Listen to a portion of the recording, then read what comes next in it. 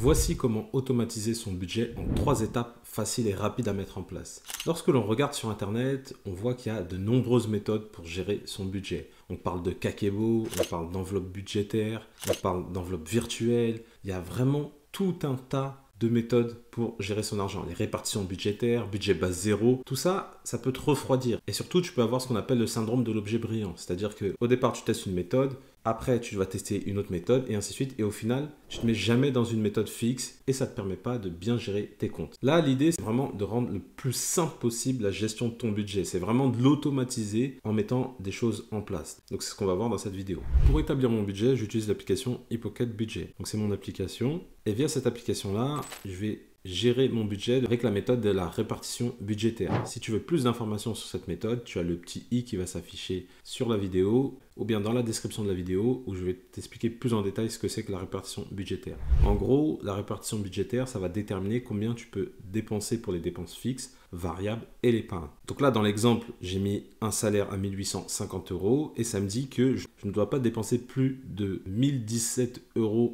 pour les dépenses fixes, plus de 462,50 € pour les dépenses variables et je dois pouvoir épargner 370 €.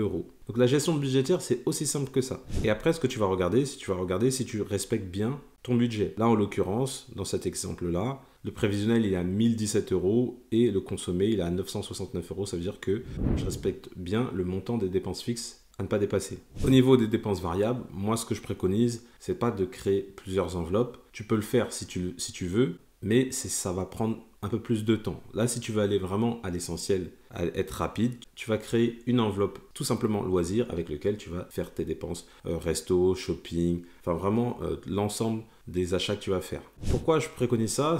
L'objectif, c'est d'être le plus simple possible dans son budget. C'est pas de détailler, parce que tu pourrais faire le système des enveloppes budget que je recommande aussi, hein, attention. Mais là, l'idée, c'est vraiment d'aller le plus simple possible. Et là, dans l'exemple, donc l'enveloppe loisir, elle est de 462,50 € et c'est le montant maximum que tu peux dépenser par rapport à tes revenus. Au niveau de l'épargne, c'est pareil, tu vas mettre en place un virement automatique qui va te permettre de mettre de côté 370 €. Là, je l'ai réparti de cette façon-là. Ça peut être par exemple d'un côté l'épargne vacances, d'un autre côté l'épargne à plus long terme et donc à hauteur de 200 € et d'un autre côté l'épargne de précaution. Cette épargne de précaution, elle est vraiment indispensable pour toutes les dépenses exceptionnelles. Donc comme tu peux le voir, établir son budget, c'est vraiment très simple grâce à la méthode de la répartition budgétaire. Ensuite, en étape 2, tu vas mettre en place la stratégie des 3 comptes. Je prône cette stratégie pour gérer son argent de manière automatique et facile. Je vais t'expliquer concrètement comment mettre en place cette stratégie et pourquoi c'est avantageux de la mettre en place. Donc dans un premier temps, ce que je te recommande, c'est d'avoir un compte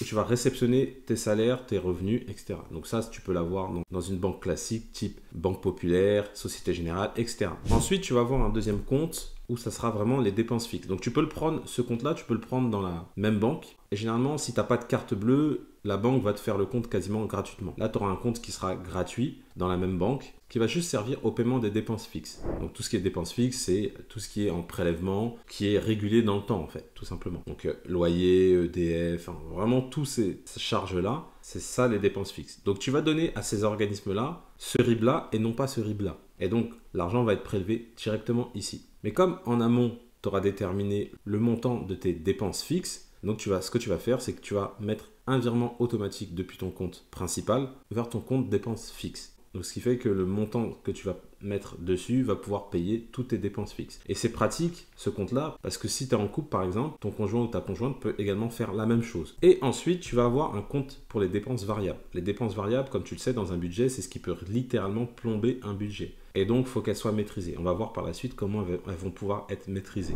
Et donc, pourquoi organiser comme ça? L'idée, c'est que parfois, lorsque tu reçois des prélèvements, ça ne va pas être tout centralisé. Ça veut dire que tu vas recevoir peut-être un prélèvement le 5, ensuite tu vas recevoir un prélèvement le 15, ensuite tu vas recevoir un prélèvement le 20. Et toi, si tu regardes tes comptes, tu vas peut-être voir tes comptes qui sont plus hauts que prévu. Et donc, tu vas peut-être te dire, je vais dépenser un peu plus d'argent à droite à gauche. Voilà, tu vas peut-être te permettre un peu plus de choses. Alors que là, si dès la réception de ton salaire, l'argent il est dispatché directement, et le fait de faire ça, en plus, c'est que tu vas pouvoir voir si tu respectes ta répartition budgétaire au niveau des dépenses fixes. Parce que tu vas vite voir que ton virement, par exemple, il est de 1200 €. Si tu as 1300 € de dépenses fixes, tu vas pouvoir voir qu'il y a un souci et tu vas pouvoir ajuster. Tout simplement, tu vas pouvoir te dire, bon, bah, telle ou telle dépense, je vais essayer de la limiter, je vais essayer de réorganiser pour respecter mon budget. Et ensuite, toujours depuis ton compte principal, tu vas mettre en place un virement vers ton compte des dépenses variables. Ce compte-là, tu vas le prendre dans une néobanque. Moi, je te conseille des néobanques type Lydia. Si ça t'intéresse, tu as le lien dans la description. Tu as 10 € offerts à l'inscription.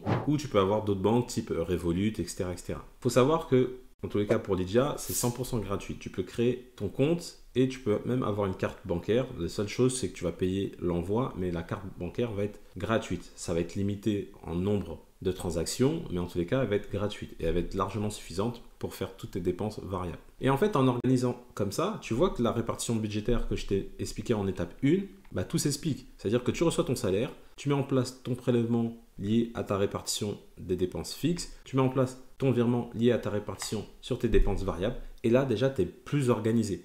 Et en plus de ça, c'est des virements automatiques que tu vas mettre en place. Donc, tu n'as pas besoin d'aller regarder tous les jours ou de le faire toi-même. Tout est organisé de manière automatique.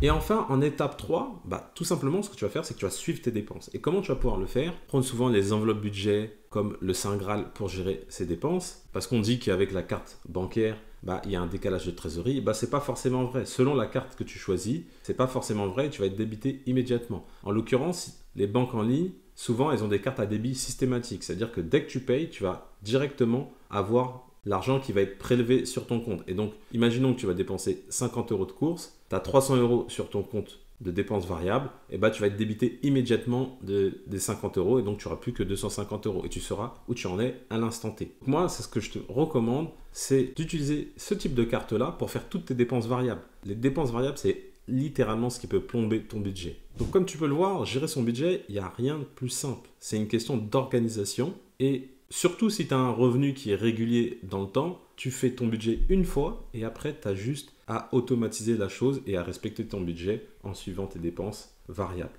C'est aussi simple que ça. Et par contre, si tu as des revenus qui varient, bah, tu vas refaire ton budget via la méthode de répartition budgétaire tous les mois. Et après, tu as juste à mettre en place tes virements. C'est aussi simple que ça. Si tu as aimé cette vidéo, mets-moi un petit pouce bleu, ça fait toujours plaisir. Si tu as des questions, tu as les commentaires qui sont là pour ça, tu n'hésites pas, je réponds à tous les commentaires sans exception. Également, n'oublie pas de t'abonner à la chaîne. Je publie une vidéo tous les dimanches à 18 h où je te donne des astuces pour mieux gérer ton budget, faire des économies. Et je te dis à bientôt dans une prochaine vidéo.